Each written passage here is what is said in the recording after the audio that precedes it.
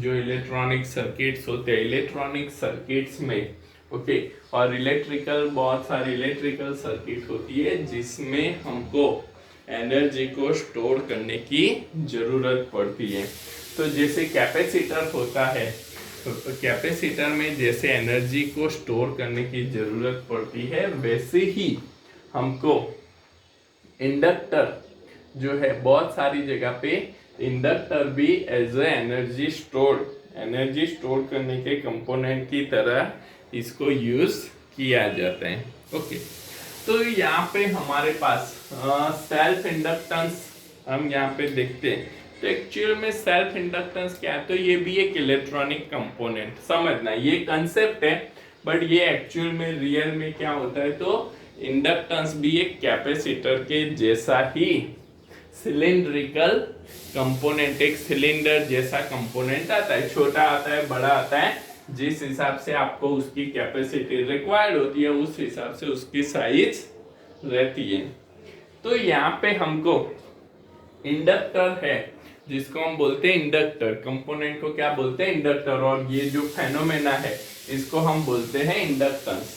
तो ये जो सिंपल आपको इतना ध्यान में आओगे कि इंडक्टर यहाँ पे क्या करता है, inductor store the energy in the form of magnetic field. जैसे कैपेसिटर क्या करता है, capacitor store the energy in the form of electric field. तो यहाँ पे हम इंडक्टर में दो कंसेप्ट पढ़ेंगे, एक है सेल्फ इंडक्टेंस, दूसरा है म्यूचुअल इंडक्टेंस। तो पहले हम सेल्फ इंडक्टेंस को डिस्क्राइब करते हैं। तो here what is the self inductance, self मतलब खुद से, जैसे कि इसका नाम है सेल्फ मतलब क्या, खुद से, कि भाई खुद ही अपने में ईएमएफ इंड्यूस करने वाली कॉइल को हम क्या बोलते हैं, उस फेनोमेना को हम क्या बोलते हैं, तो उस फेनोमेना को हम कहते हैं सेल्फ इंडक्टेंस। कि जैसे कि मैंने ये कॉइल यहाँ पे ली है जिसको मैंने एक बैटरी के साथ कनेक्ट किया, अब ये बैटरी से मैं इसको वेराइंग करंट में यहाँ पे फ्लो करवाता हूँ। अब हमको पता है कि भाई जैसे ही कॉइल में वेराइंग करंट फ्लो होता है उसकी वजह से यहाँ पे क्या होता है, तो उसकी वजह से यहाँ पे मैग्नेटिक फील्ड इंड्यूस होती है। और ये जो मैग्नेटिक फील्ड इंड्यूस हो रही है, अब ये मैग्नेटिक फील्ड क्या करेगी कि भाई जैसे ही कॉइल में मैग्नेटिक फील्ड इंड्यूस होगी तो ये मैग्नेटिक फील्ड तो क्लोज लूप क्रिएट करती है, जिसकी वजह से कुछ some of magnetic field is coupled with the coil itself, कुछ मैग्नेटिक फील्ड कॉइल के साथ कपल्ड हो जाती है। अब यहाँ पे कॉइल के साथ कपल्ड होती है, मतलब यहाँ पे कुछ मैग्नेटिक फ्लक्स क्या होगा, वेरी होगा, क्योंकि करंट क्या है, वेरिएबल करंट है, जिसकी वजह से जो मैग्नेटिक फील्ड मिलेगा वो भी क्या होगा, वेरिएबल मैग्नेटिक फील्ड होगा। और वेरिएबल मैग्नेटिक फील्ड कॉइल के साथ कपल्ड होता है, तो यहाँ पे जो फ्लक्स है वो भी क्या हो रहा है, चेंज हो रहा है, फ्लक्स भी इधर क्या हो रहा है, चेंज होता है। तो फ्लक्स चेंज हुआ तो यहाँ पे as per according to the Faraday law यहाँ पे तो क्या होगा, कुछ ईएमएफ इंड्यूस होगा। ओके, तो यहाँ पे ईएमएफ कॉइल में हमने करंट को फ्लो करवाया जिसकी वजह से कॉइल में ईएमएफ इंड्यूस हुआ।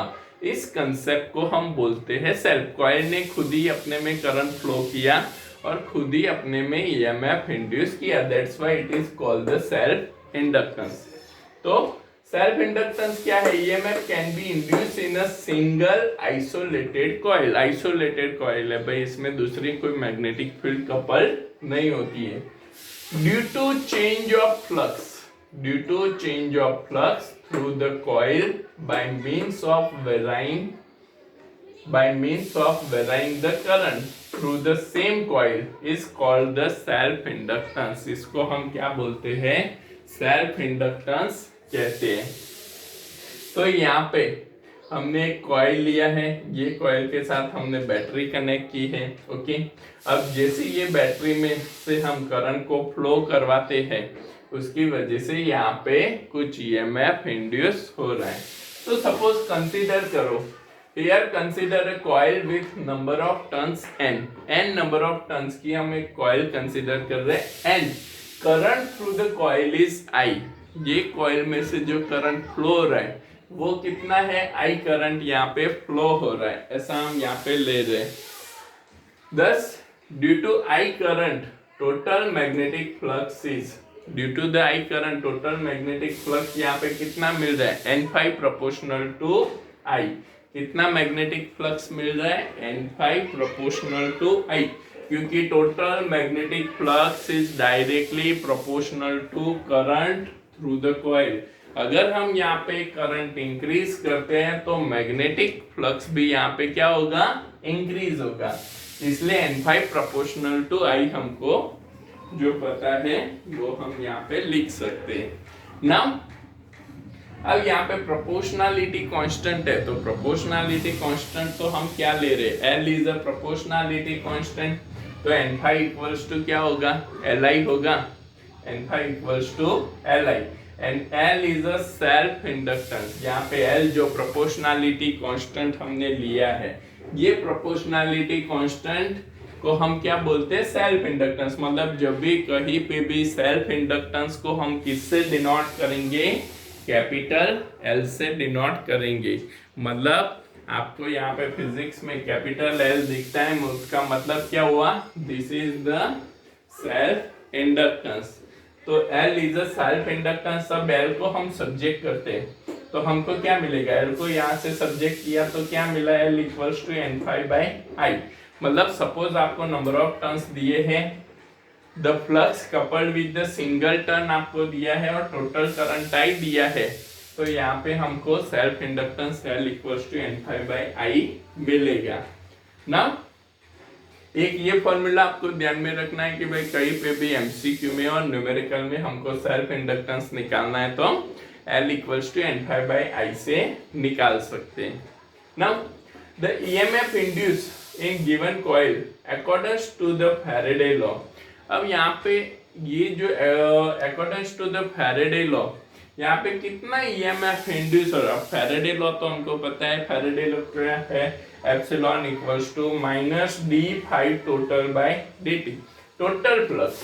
अब टोटल फ्लक्स तो कितना है, N5, टोटल फ्लक्स हमारा क्या है, N5। अब N तो यहाँ पे क्या है, कांस्टेंट है, नंबर ऑफ टर्न्स है, वो तो वेरी होने वाले नहीं है, तो नंबर ऑफ टर्न्स को हम यहाँ पे ले लेते हैं, कॉमन ले लेते हैं, तो minus N/d5/dt is equals to क्या लिख सकते हैं, अब माइनस N/d5/dt इसको हमने with respect to time differentiate किया तो क्या मिला, माइनस N/d5/dt। ये तो क्या है, टोटल फ्लक्स है, ये तो EMF है, इज इक्वल्स टू L, हमारा L क्या है, सेल्फ इंडक्टेंस है, तो माइनस L/di/dt हम लिख सकते हैं। L तो कांस्टेंट है, सेल्फ इंडक्टेंस, ओके। बट यहाँ पे वेरी कौन हो रहा है, टाइम के साथ वेरी कौन हो रहा है, तो करंट वेरी हो रहा है, इसलिए हम यहाँ पे लिख सकते हैं माइनस L/di/dt। तो EMF हमारा हो गया epsilon equals to minus L/di/dt। कितना EMF हमको मिल रहा है, epsilon equals to minus L/di/dt, जितना EMF हमको मिल रहा है। तो ये क्या हुआ, तो this one is a EMF induce in a coil itself. ये कौन सा EMF है, कॉइल में जो EMF इंड्यूस होता है वो EMF है। और यहाँ पे जो नेगेटिव साइन आप देख रहे हो, माइनस L/di/dt, यहाँ पे EMF क्या है, माइनस L/di/dt। दैट मीन्स कि यहाँ पे ये जो EMF इंड्यूस हुआ, ये EMF क्या करता है, तो it oppose the rate of change of current in a coil. ये क्या करता है, कॉइल में जो करंट वेरी हो रहा है उसको अपोज करता है, अपोज करता है, इसलिए इसमें क्या है, नेगेटिव साइन है। That's why it is called the back EMF। इसको हम क्या बोलते हैं, बैक EMF बोलते हैं। The EMF induce in a coil itself is called the back EMF। Okay, तो इसको आप लिख लो बेटा। इसके बाद हम इस पे से इसकी डेफिनेशन डिराइव करते हैं, या डेफिनेशन हम लिखते हैं।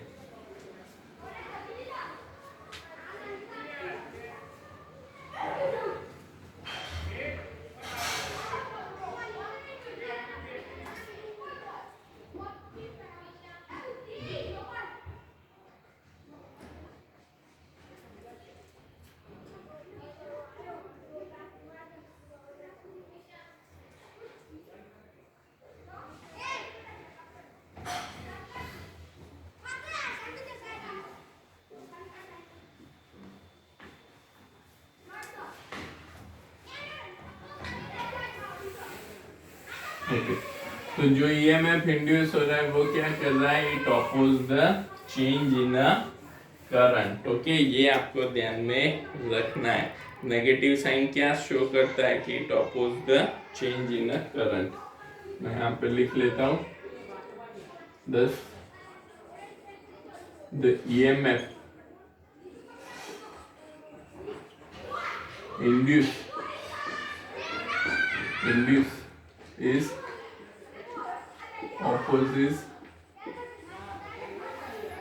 the change in current through the coil.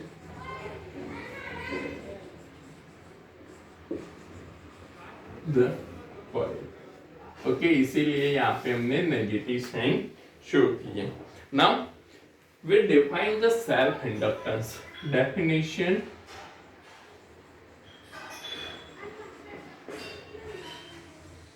Okay, self inductance को हम कैसे डिफाइन कर सकते हैं या इसकी डेफिनेशन क्या है वो हम यहाँ पे देखते हैं।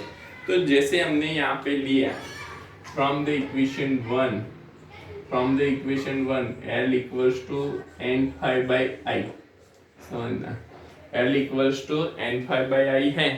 Now here we consider that the current through the coil I equals to 1 ampere।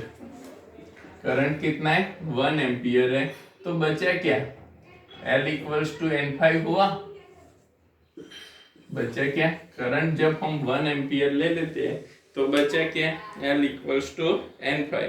तो from this we can say that the total flux per unit current passing through the coil is defined as a self inductance। The total flux, one या unit current passing through, कब, जब coil में 1 ampere current flow होता है उस time पे जितना flux यहाँ पे कॉइल में कपल्ड होता है is called the self inductance of the coil. Simple, आपको करंट ये फॉर्मूला याद है, इसमें 1 एम्पियर पुट करो तो बचा क्या, L इक्वल्स टू N5 बचा। N5 क्या है, total flux coupled in a coil is equals to the self inductance. उसको हम क्या बोलते हैं, सेल्फ इंडक्टेंस बोलते हैं। तो इसको हम स्टेटमेंट में कैसे लिख सकते हैं, क्योंकि स्टेटमेंट आपको प्रॉपर लिखना जरूरी है। अंडरस्टैंडिंग के लिए, याद रखने के लिए आप अपने हिसाब से रखते हो चलेगा, बट स्टेटमेंट प्रॉपर लिखना जरूरी है। तो the total flux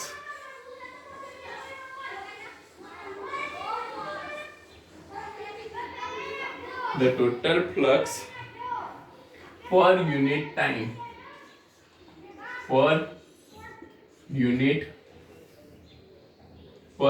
the total flux per unit current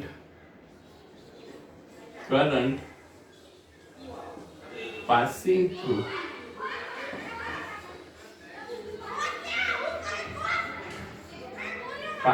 through coil is defined as self inductance।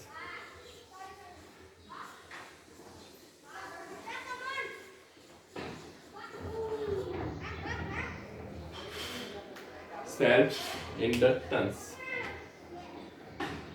उसको हम बोलते हैं सेल्फ इंडक्टेंस। ओके, ये हुई first definition of the self inductance. Self inductance की 2 डेफिनेशन है जो आपको ध्यान में रखनी है। ओके, तो ये हुई फर्स्ट डेफिनेशन। दूसरी डेफिनेशन की हम बात करते हैं। तो फ्रॉम द इक्वेशन 2, दूसरे में हम क्या लेंगे, तो सेकेंड इक्वेशन को। From the equation 2 epsilon equals to क्या है, -L di/dt। Epsilon equals to क्या है, -L di/dt। तो if we consider that di/dt equals to 1 ampere per second, rate of change of current through the coil हम कितना consider करते हैं 1 ampere per second. तो बचा क्या epsilon equals to minus L बचा, एप्सिलॉन इक्वल्स टू क्या बचा माइनस एल। ओके तो इस पे से हम ईएमएफ की डेफिनेशन यहाँ पे समझे। तो ईएमएफ की डेफिनेशन क्या बनेगी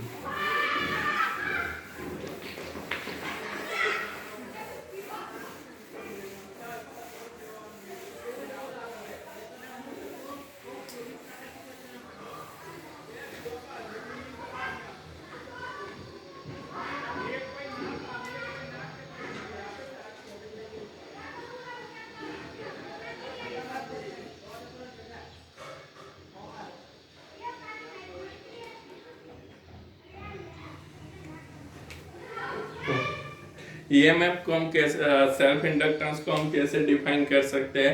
तो the self induce EMF produce पर unit rate of change of current in the circuit is called the self inductance of the circuit.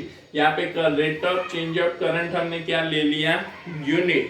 Okay rate of change of current हमने क्या ले लिया unit rate of change of current in the circuit is called the self inductance of the circuit. तो the EMF कैसे लिख सकते हैं हम the EMF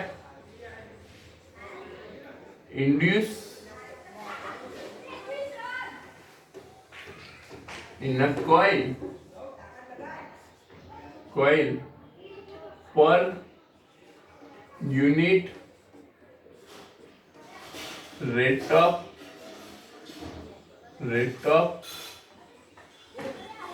change of current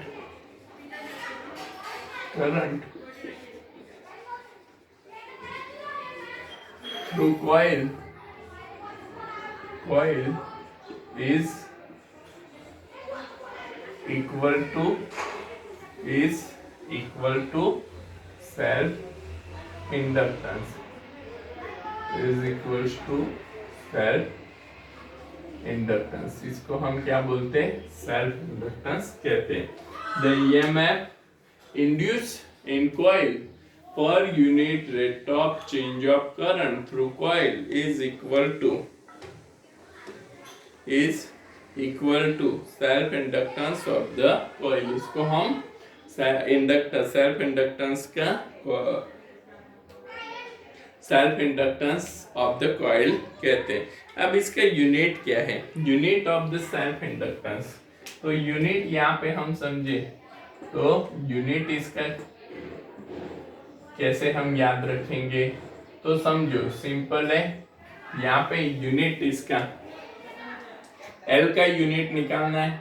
ये di/dt है इसको डिनोमिनेटर में ले लो। तो L इक्वल्स टू क्या हुआ एप्सिलॉन बाय यहाँ पे L equals to minus epsilon di/dt हम लिख सकते हैं ऐसे इसको। तो यहाँ पे ईएमएफ क्या होता है वोल्ट होता है।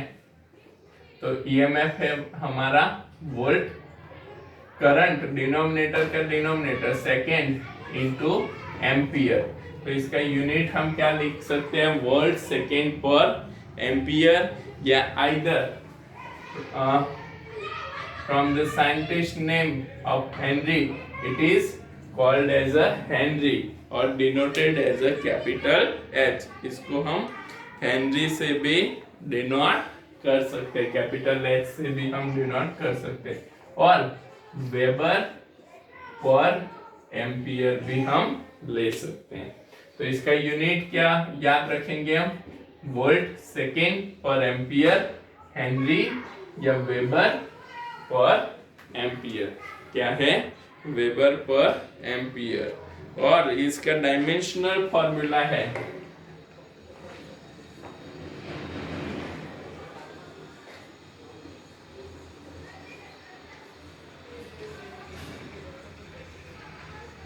डायमेंशनल फॉर्मूला इसका है M1 L2 P2 A-2 M1 L2 m1 l2 t minus two a minus two. हम इस पे से जो इक्वेशन हमको दिया है उस पे से भी हम निकाल सकते हैं। तो ये डायमेंशनल फॉर्मूला भी आपको ध्यान में रखना है। ओके, तो ये हो गई definition of the self inductance. दो डेफिनेशन आपको ध्यान में रखनी है। दोनों डेफिनेशन कई बार हमको 2 मार्क्स में पूछी जाती है। इसका यूनिट आपको ध्यान में रखना है एमसीक्यू के लिए, और डायमेंशनल फॉर्मूला भी आपको ध्यान में रखना है एमसीक्यू के लिए।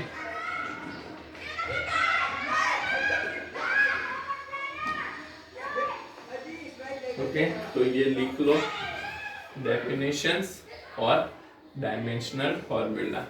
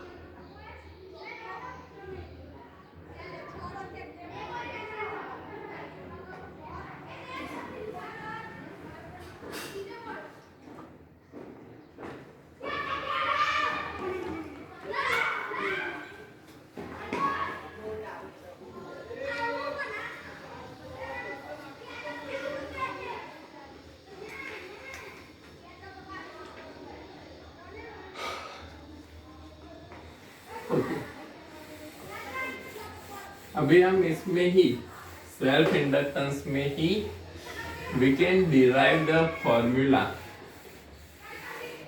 of the self inductance for the solenoid coil। Solenoid के लिए सेल्फ इंडक्टेंस आपको डिराइव करना है। ये भी आपको कई बार क्वेश्चन में पूछा जाता है। ओके, और इस न्यूमेरिकल भी आता है, इसलिए ध्यान में रखना है। डिराइव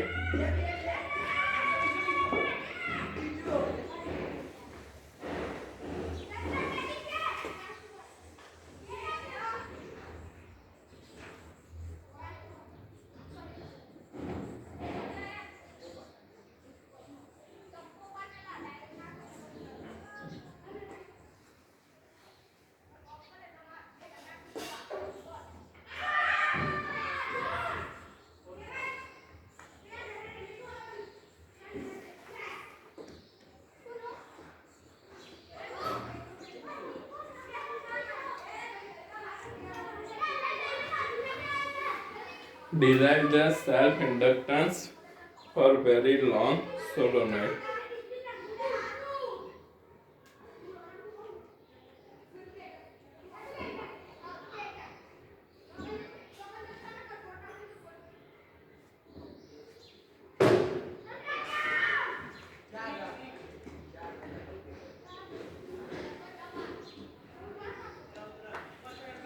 ओके, तो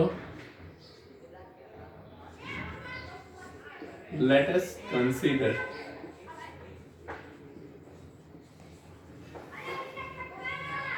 a long solenoid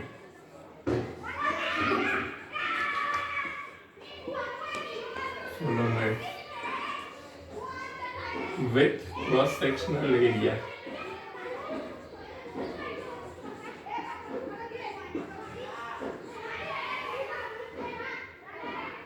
area A, number of turns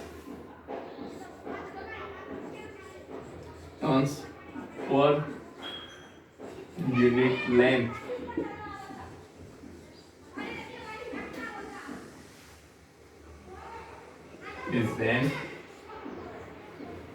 is number of turns per unit length is n,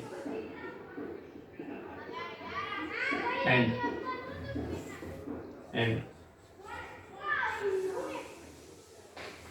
length of the solenoid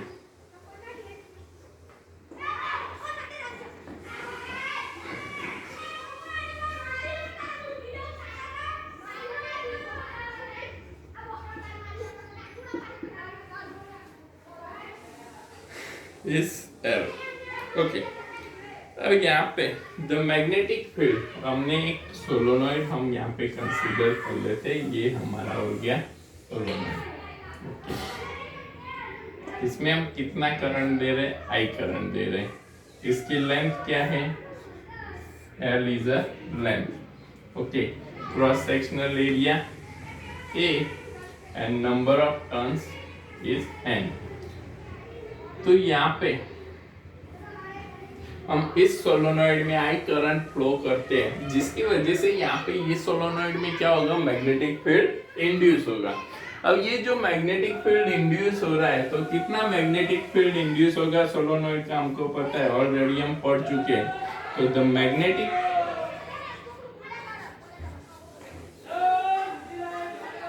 magnetic field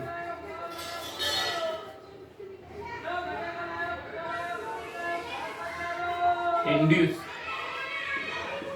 in solenoid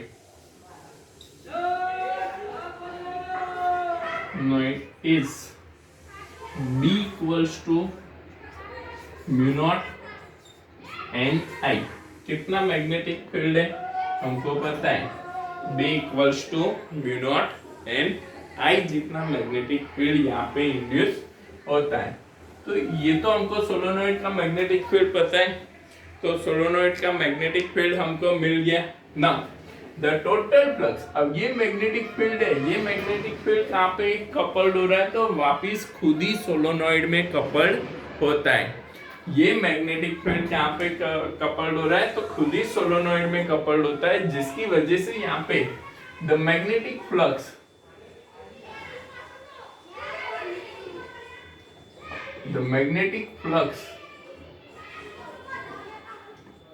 in solenoid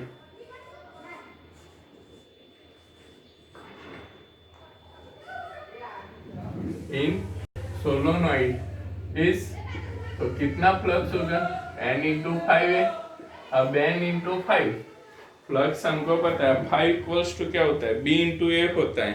तो ये तो क्या हो जाएगा, n b a। तो n number of turns है।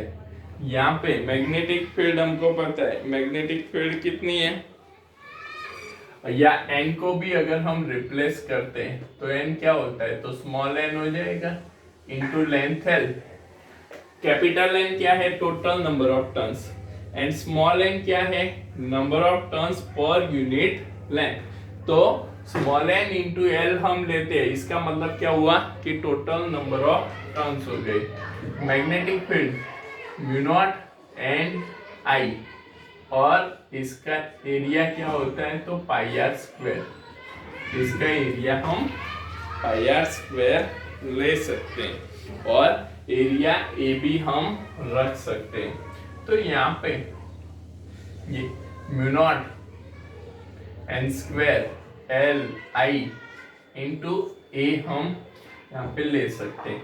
अब मैं यहाँ पे ये पाई आर स्क्वायर आपको कब यूज करना है, जब हम कैलकुलेट करेंगे न्यूमेरिकल, तब आपको ये पाई आर स्क्वायर यूज करना पड़ता है। इसलिए मैंने यहाँ पे लिखा है pi R square is a cross sectional area of the solenoid. तो total number of turns n equals to number of turns per unit length, and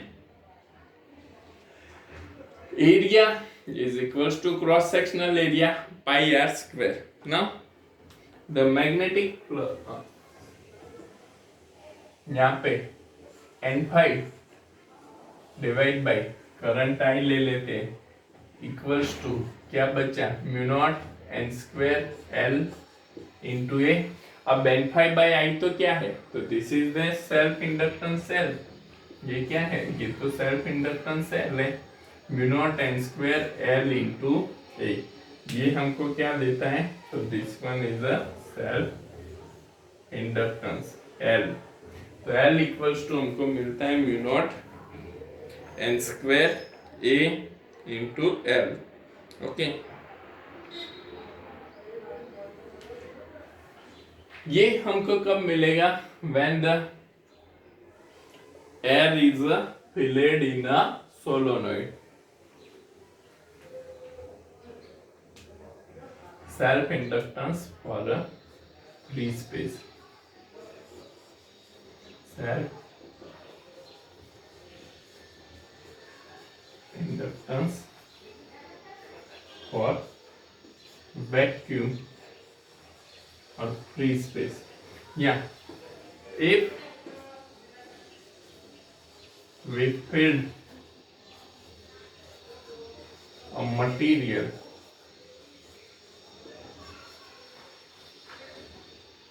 of relative permeability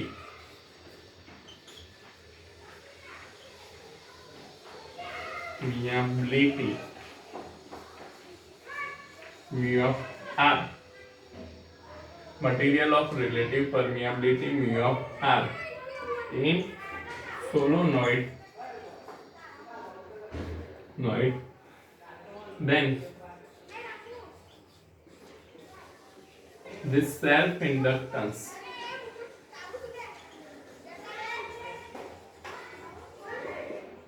is L equals to mu naught mu of R n square L into a, कि भाई जब भी हम इसमें relative permeability mu of are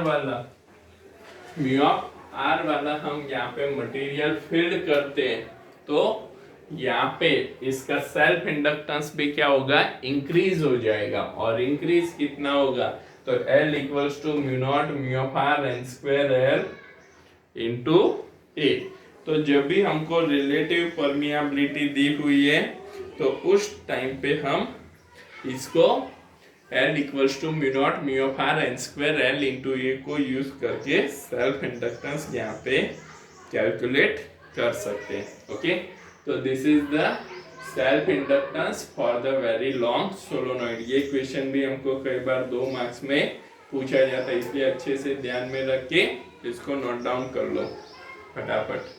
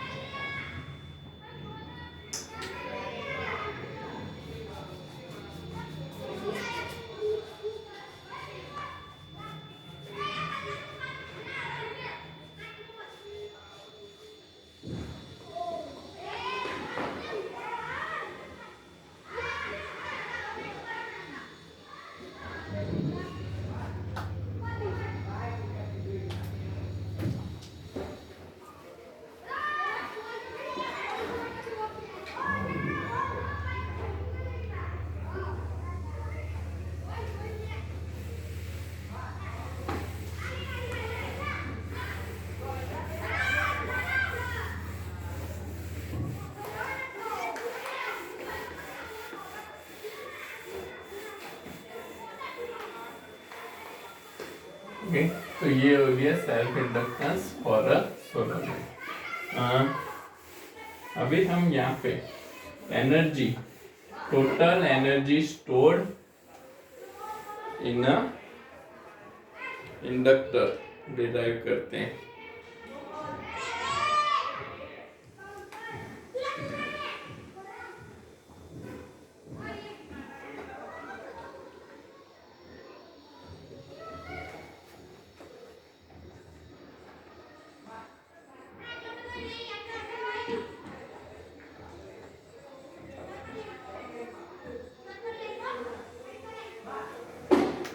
derive an equation of energy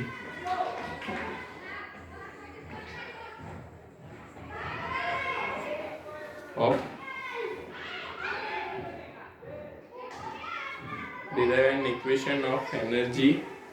U equals to 1/2 Li square. कितनी energy? U equals to 1/2 Li square.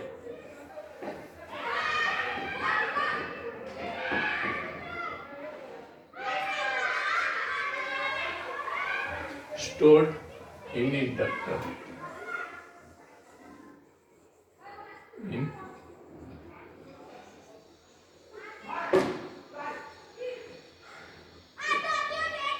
हमको ये derive करने के लिए बोला है.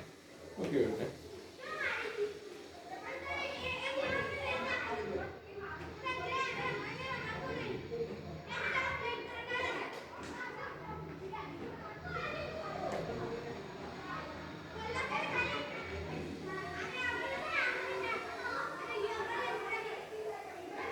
तो जैसे हमने आगे देखा कि भाई जब भी हम कोई कॉइल लेते हैं, ओके, ये जो सेल्फ इंडक्टेंस हमको मिलता है, तो जब भी ये सेल्फ इंडक्टेंस आता है मतलब कॉइल में खुद ही कॉइल में कुछ ईएमएफ डेवलप होता है and that EMF oppose the change in the current. मतलब ये क्या करता है कि भाई करंट में जो चेंज हो रहा है उसको अपोज कर रहा है. अब जब यहाँ पे जो करंट में चेंज हो रहा है उसको ये जो बैक ईएमएफ इंड्यूस होता है वो अपोज कर रहा है. That means we must do the some work. We must do the some work to change the current. Current को चेंज करने के लिए ये बैक ईएमएफ के अगेंस्ट में हमको कुछ वर्क करना पड़ता है. अब जब हम वर्क करते हैं, ओके, समझना कि जब भी हम वर्क करते हैं तो जितनी अमाउंट ऑफ वर्क हम कर रहे हैं सेम अमाउंट ऑफ वर्क यहाँ पे क्या होता है, तो एज अ एनर्जी स्टोर होता है कि भाई यहाँ पे एज अ एनर्जी इतनी अमाउंट ऑफ वर्क यहाँ पे स्टोर हो रहा है. तो यहाँ पे ये कितनी एनर्जी स्टोर करती है, तो U equals to 1/2 Li square जितनी एनर्जी स्टोर करती है, ऐसा हमको यहाँ पे प्रूव करना है. तो द सेल्फ इंडक्टेंस या the self induce EMF is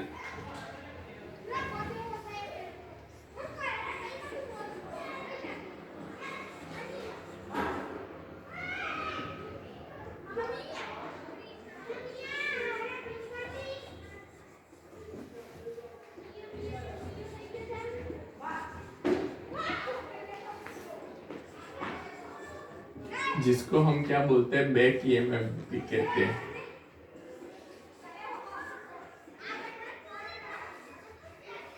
Opposes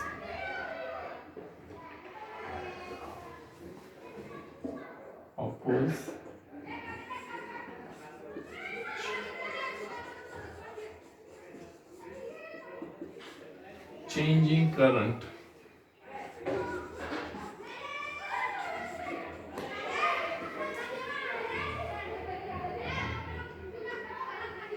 Current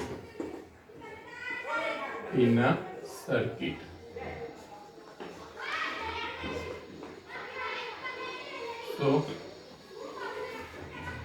So work need to be done. So work need to be done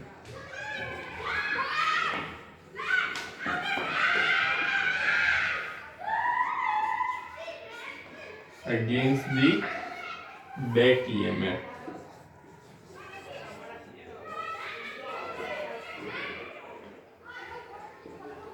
ये जो बैक ईएमएफ है, ये बैक ईएमएफ के अगेंस्ट में हमको कुछ यहाँ पे वर्क करना पड़ रहा है to establish the current.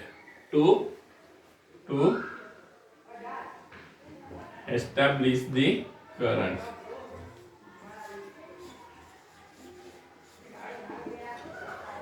Establish the current.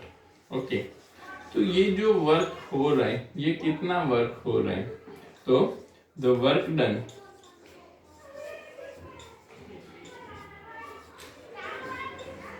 Is, तो ये कितना वर्क हो रहा है, तो ये जो वर्क हो रहा है, तो वर्क डन पावर होता है, पावर हमको पता है, power P equals to rate of change of work by time है। तो हमको वर्क निकालना है, तो पावर हमको पता है। अब पावर यहाँ पे कितना पावर होगा, तो आगे हम देख चुके हैं कि power equals to V into I, या हम लेते हैं epsilon into I. Power equals to क्या होता है, एप्सिलॉन इंटू आई। अब यहाँ पे ये जो डी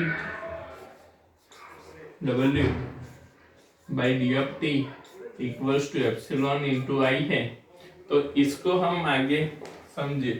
तो हमको निकालना क्या है, तो हमको यहाँ पे एनर्जी निकालनी है। एनर्जी के लिए हमको क्या चाहिए, वर्क चाहिए। तो एप्सिलॉन हमको पता है, D W okay equals to epsilon equals to L D I by D T. Epsilon equals to L D I by D T into I. तो दोनों साइड से टाइम चेंज कैंसिल कर लेते हैं, तो डी डब्ल्यू equals to L into I into d I, L into I into d I. Now to find the total amount of work we take the integration. To find total amount of work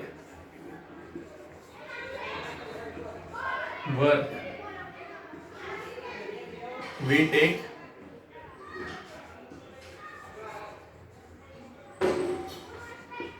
integration. तो integration हम यहाँ पे क्या करेंगे, d डब्ल्यू 0 to डब्ल्यू, L यहाँ पे क्या है, कांस्टेंट है, आई। करंट 0 से मैक्सिमम कितना होता है, आई होता है। करंट 0 से मैक्सिमम कितना होता है, I into D of I. तो यहाँ पे work W equals to L I square by 2। I का इंटीग्रेशन क्या होगा, आई स्क्वायर बाई 2। लिमिट भी पुट कर ली हमने 0 टू आई, तो आई मतलब that means work done equals to stored energy equals to, ये upper limit minus lower limit करते हैं तो हमको क्या मिलेगा, तो W equals to U equals to 1/2 Li square। That means if the stored energy in the inductor is given as a U equals to 1/2 Li square, इतनी energy हम यहाँ पे स्टोर कर सकते हैं। अगर आप देखोगे तो कुछ ना कुछ ये आपको 1/2 mv स्क्वायर जैसा दिखेगा। ये आपको कैसे दिखेगा, something of 1/2 mv square, that is the kinetic energy of A particle of mass m। ये क्या है, तो 1/2 mv स्क्वायर क्या है, काइनेटिक एनर्जी। ओके, तो जहाँ पे m क्या है, मास है। ओके, और मास क्या होता है, तो इनर्शिया। मास क्या शो करता है, इनर्शिया शो करता है। सेम एज यहाँ पे इंडक्टर एल भी क्या शो करता है, inductor L shows the electrical inertia. आपको ये अगर याद रखना है, it show the L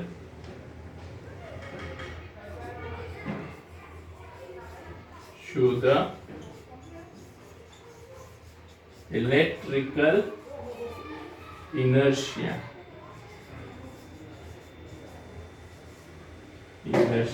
in circuit। Okay, तो ये पूरा लिख लो। आपको ये भी क्वेश्चन 2 मार्क्स में पूछते हैं। U equals to 1/2 Li square तक पूरा डिराइव करना होता है।